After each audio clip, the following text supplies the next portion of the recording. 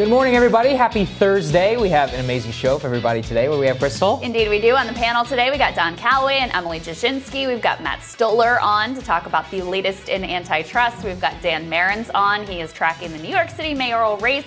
A lot going on there this week, but we wanted to start with a little bit of a minor freak out over inflation. Yeah, that's right. So the entire right is decided to call Joe Biden Jimmy Carter. Not above the comparison, if it's true, but I'm not seeing a lot of parallels. I know there is a gas crisis, but remember the previous one lasted literally for months. And they had real inflation. Instead, what we have here is, well, we happen to live in crazy times, and I think that probably should factor into all analysis. Heather Long at the Washington Post, let's put this up there on the screen.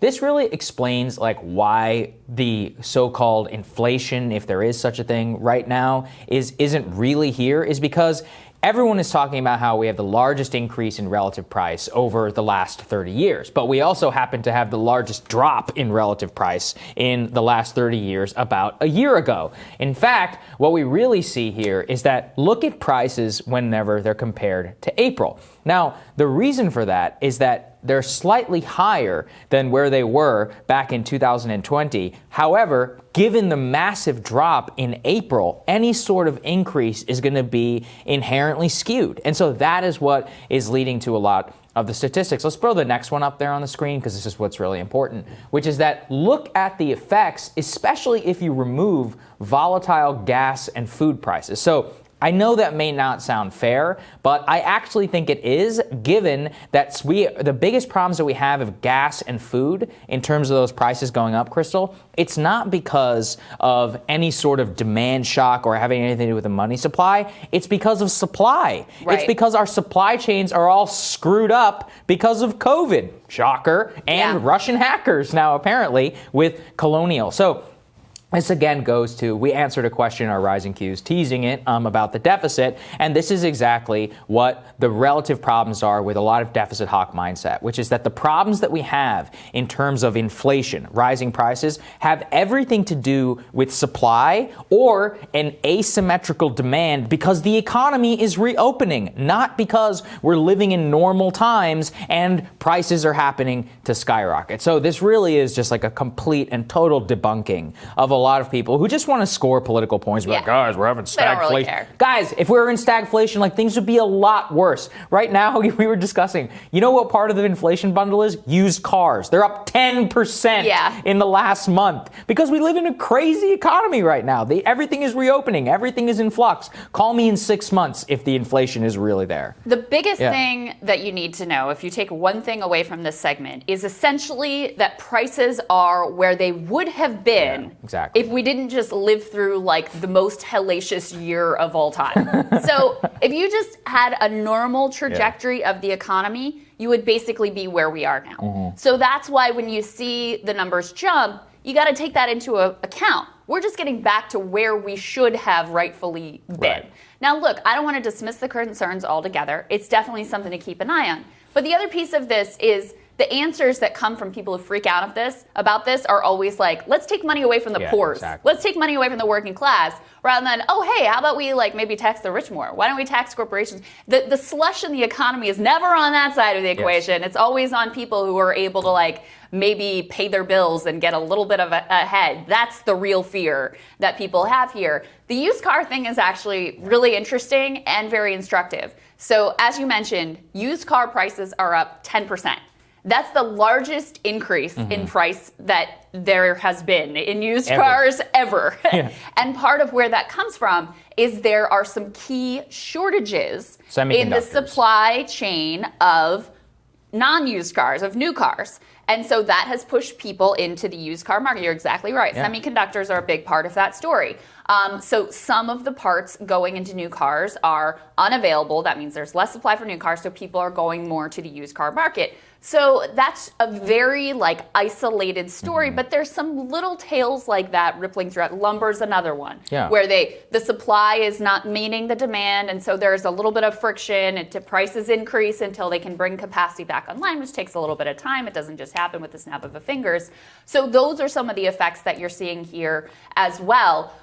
Jeff Stein has a piece in the Washington Post this morning about how this is kind of it's kind of a critical moment for the Biden administration in terms of you do have this coalescing right-wing narrative of like, oh my God, it's Jimmy Carter. We've got inflation, and now we've got these gas prices. What's going on? And he asked one of the White House's top economic advisors, Jared Bernstein, who, by the way, I think is one of the best actors in the Biden White House, about whether they're freaking out about this, whether it's going to change any of their plans in terms of spending, in terms of infrastructure, in terms of childcare. And Bernstein said, not at all. If anything, what we're seeing are the positive impacts of the rescue plan as they work their way through the recovery. The most fundamental observation of this price report is that people are re-engaging with sectors that were hit terribly hard.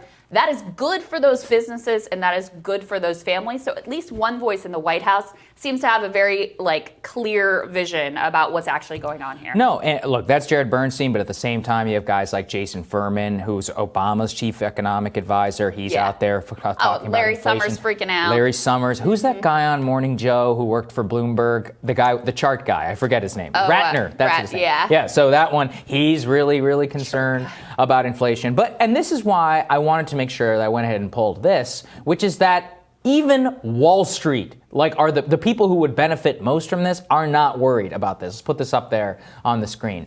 Zero Hedge, great Twitter account, by the way. Yeah. Shout out to them. They say the rise can be attributed entirely to the segments of the economy that you would expect to see a sharp jump in prices as the economy reopens, other than a surprisingly sharp rise in used cars. When Goldman Sachs is not worried about inflation, then I don't think that average people should also be worried about inflation. And the reason why is because what are they pointing to? Again, even the Wall Street guys are like, yeah, we live in this crazy time where there were restrictions and now there's not restrictions. How many 100 million Americans or something like that have been vaccinated just in the last month? Life is dramatically different for many people. So, of course, same thing with travel reservations, all these other things. These are temporary shocks whenever it comes to price, which, again, have nothing to do with money printed, as people are like, oh, there's all this money chasing goods and all. What are you talking about? The problem with lumber is a supply issue. There's a whole other thing to be discussed there around Canada and Maine and all this and the way that these things were all set up for normal times. And same thing whenever it comes to gas. Who can predict a colonial pipeline shutdown? Yeah. Also, we had a situation where nobody was driving and now everybody's driving. So we have a large demand shock. Once again, I mean, these are basic economic principles whenever it comes to demand and supply. And everybody is trying to fearmonger around inflation. And the problem I have with that is this is real. Like we said, the neoliberal elite in Washington is obsessed with inflation, scarred from the 1970s. I'm not saying they shouldn't be. Real inflation is terrible and it almost destroyed the U.S. economy back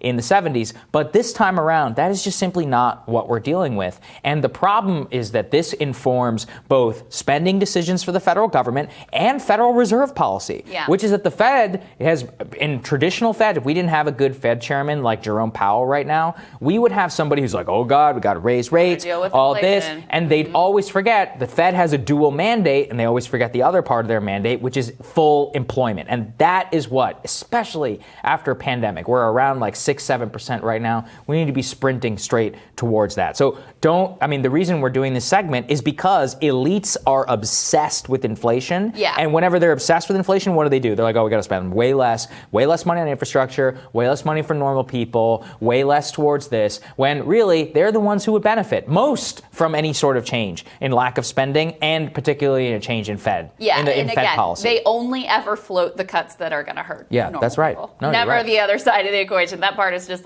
completely invisible. Yeah. All right, we're going to tell you what's on our radar. So that's next.